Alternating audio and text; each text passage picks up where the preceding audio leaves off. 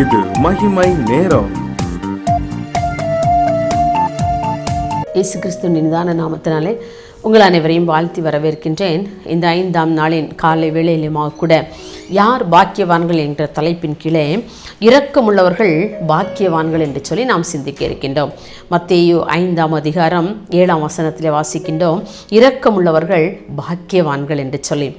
நாம் இரக்கமுள்ளவர்களாக இருக்க வேண்டும் என்று சொன்னால் அல்லது மாற வேண்டும் என்று சொன்னால் முதலாவது தேவன் நம்மீது பாராட்டின இரக்கங்களை நினைத்தவர்களாக இருந்தால் மாத்திரமே நாமும் கூட இரக்கமுள்ளவர்களாய் மாற முடியும். நான் எப்படிப்பட்ட நிலைமையில இருந்தோம்?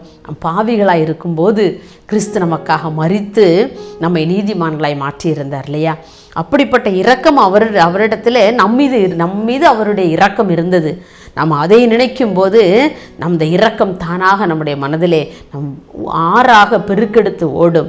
என்னென்று சொல்ல, பாவியாக இருந்த என்னை ஆண்டவர் தமக்கென்று தெரிந்து கொண்டார். நான் நினைக்கவே இல்லை என்னுடைய வாழ்க்கை இப்படியெல்லாம் மாறுன்னு சொல்லி, ஆண்டவருக்காக நான் இப்படியெல்லாம் நான் உழைப்பேன்னு சொல்லி நான் என்னை நினைத்ததே இல்லை. ஆனாலும் கூட ஆண்டவர் பாவியாக இருந்த என்னை, பாவியிலும் பாவி துரோகியாக இருந்த என்னை கூட ஆண்டவர் தம்முடைய ஊழியத்திற்கு அழைத்து பயன்படுத்துவார் என்று சொன்னால் உங்களையும் ஆண்டவர் நிச்சயமாக இரக்கமுள்ளவர்களாக மாற்றுவார்.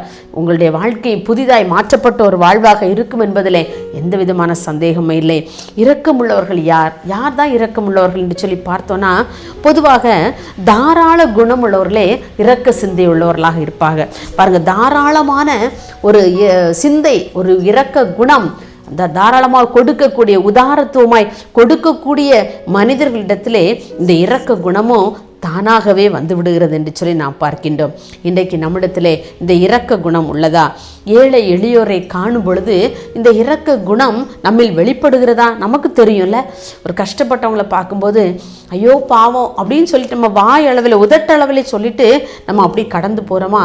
இல்லை அவங்களுடைய தேவை என்ன அப்படிங்கிறத நம்ம கேட்டு நம்ம சந்திக்கிறோமா? அதெல்லாம் இரக்கமுள்ளவர்களால் மாத்திரமே அதையெல்லாம் செய்ய முடியும். ஆண்டவர் சொல்கிறார், இந்த சிறியரில் ஒருவனுக்கு எதை செய்தீர்களோ அதை எனக்கே செய்தீர்கள் என்று சொல்லி. அப்போ ஆண்டவருக்கு நம்ம என்ன செய்கிறோம்? ஆண்டவர் நம்ம நேரில் பார்க்கல. ஆண்டவர் சொல்ல, இந்த சிறியரில், இந்த கஷ்டப்படுறவனுக்கு, இந்த ஏழை எளியோருக்கு நீங்கள் எதை செஞ்சீங்களோ அதை எனக்கே செஞ்சீங்க என்று சொல்லி ஆண்டவர் சொல்லுகிறார். பாருங்கள், இன்னும் கூட ஏழைக்கு இறங்குகிறவன் கர்த்தருக்கு கடன் கொடுக்குறான்.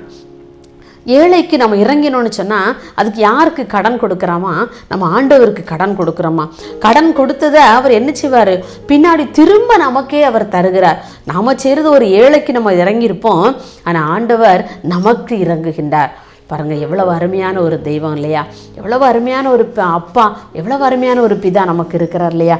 இரக்கம் செய்கிற தேவன், இரக்கம் பாராட்டுகிற ஒரு தேவன்.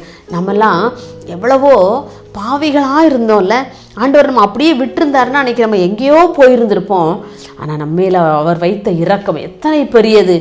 அப்போ அவர் நம்மை இரக்கமுள்ளவராக, இருந்து நம்மை அவர் மாற்றினார் என்று சொன்னால் நாமும் அதே போல் இரக்கமுள்ளவர்களாக மாற வேண்டும் என்று சொல்லி ஆண்டவர் விரும்புகின்றார். இந்த காலங்கள் பொல்லாத உலகத்திலே வாழ்ந்து கொண்டிருக்கிறோம். இந்த நவீன உலகத்திலே, இந்த கம்ப்யூட்டர் யுகத்திலே நாம் வாழ்ந்து கொண்டிருக்கிறோம். அருமையானவர்களே, இங்கே இரக்கமுள்ளவர்களை பார்ப்பது ரொம்ப கஷ்டமாக இருக்குது இல்லையா? அதிலும் கூட பண வசதி மக்களிடத்திலே பெருகும்போது இந்த இரக்கம் பாராட்டல் அப்படியே குறைந்து போய் விடுகிறது. பண வசதி நம்மள குண்டும் போது ஒருவேளை நம்ம மற்றவங்களுக்கு உதவி செய்யலாம்னு நினச்சிருப்போம். ஆனால் பண வசதி பெருக பெருக நம்மள பெருமையும் நமக்குள்ளே குடிகொண்டு விடுகிறது. ஏழை எளியோரை பார்க்கும்போது அவளுக்கு இறங்க வேண்டும் என்கிற ஒரு உதவி செய்கிற குணம் நம்மிடத்திலே இல்லாமல் போய்விடுகிறது. ஆனால் வேதத்திலே அப்போஸ்தலர் 9ஆம் அதிகாரத்திலே ஒரு சகோதரியை குறித்து வாசிக்கின்றோம். அவள்தான் தொர்க்காள். பாருங்க, தான் உயிரோடு இருக்கிற காலங்களில் எல்லாம் எல்லாருக்கும் ஒரு நல்ல ஒரு டெய்லராக இருந்திருப்பாங்க போலல்ல. எல்லாருக்கும் நிறைய ட்ரெஸ் எல்லாம் தச்சு கொடுத்தாங்களாம். விதவைகளுக்கெல்லாம் ஒரு இலவசமாக கொடுத்துருப்பாங்களோ அப்படின்னு சொல்லி நான் வேதத்தை வாசிக்கும் போது நான் தியானித்து கொண்டிருந்தேன். என்று சொன்னால் அவங்களை அவ்வளோ பேருக்கு ரொம்ப பிடிச்சிருக்கு. அப்போ அவங்க என்ன செய்கிறாங்க? நோய்வாய்ப்பட்டு மரித்து போகிறார்கள். அப்போ அந்த மரித்த சூழ்நிலையில எல்லாரும் ஐயோ எவ்வளவா எங்களை நேசித்தார், எங்களுக்காக எத்தனை ட்ரெஸ்கள்லாம் தச்சு கொடுத்தாங்கன்னு சொல்லி அவள் தைத்து கொடுத்த அந்த ஆடைகளை எல்லாம் கொண்டு காண்பித்து கொடுக்கிறார்களாம்.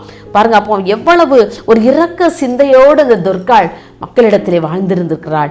ஆகவேதான் அவள் மரித்த போது மனிதர்கள் எல்லாம் ஓடி வந்து சொல்றாங்க, ஐயோ எங்களுக்கெல்லாம் எவ்வளவு நன்மை செய்தாள், எவ்வளவு தான தர்மங்களை செய்திருக்கிறாள், இப்படி மரித்து போனாளே என்று சொல்லி மக்கள் மிகுந்த வேதனை அடைகிறார்கள்.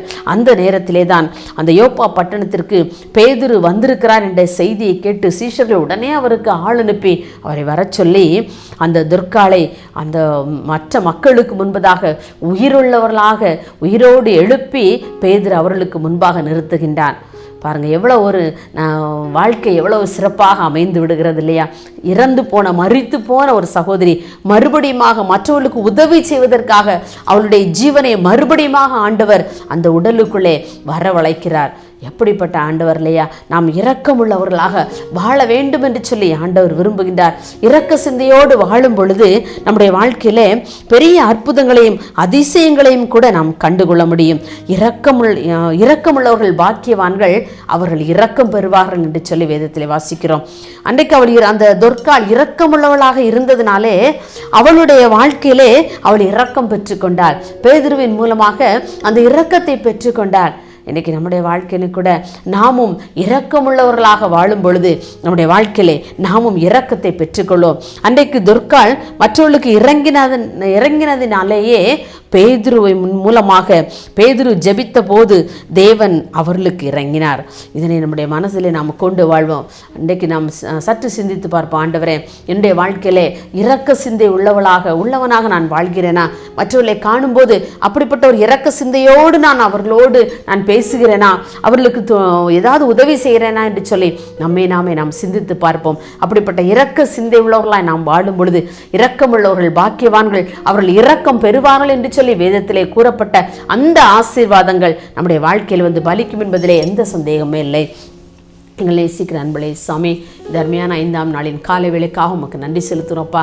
ஆண்டவரே, இந்த நாளின் காலை வேளையிலையும் அப்பா இரக்கமுள்ளவர்கள் பாக்கியவான்கள், அவர்கள் இரக்கம் பெறுவார்கள் என்று சொன்னீங்களே, அப்படியே எங்களுடைய வாழ்க்கையிலே நாங்கள் மற்றவர்களுக்காக ஆண்டவரை இரக்கம் பாராட்ட எங்களுக்கு நல்ல மனதை தரும்படியாக ஜெபிக்கிறோம் ஐயா.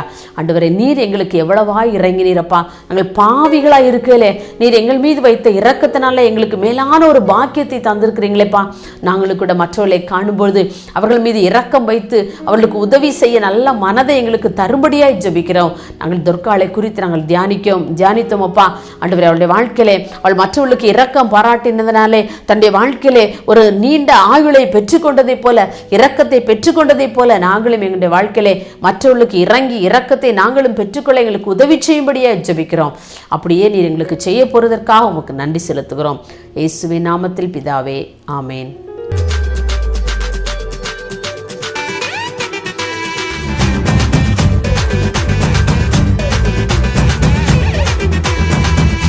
Bagi mai, bagi mai, bagi mai, bagi mai, bagi mai.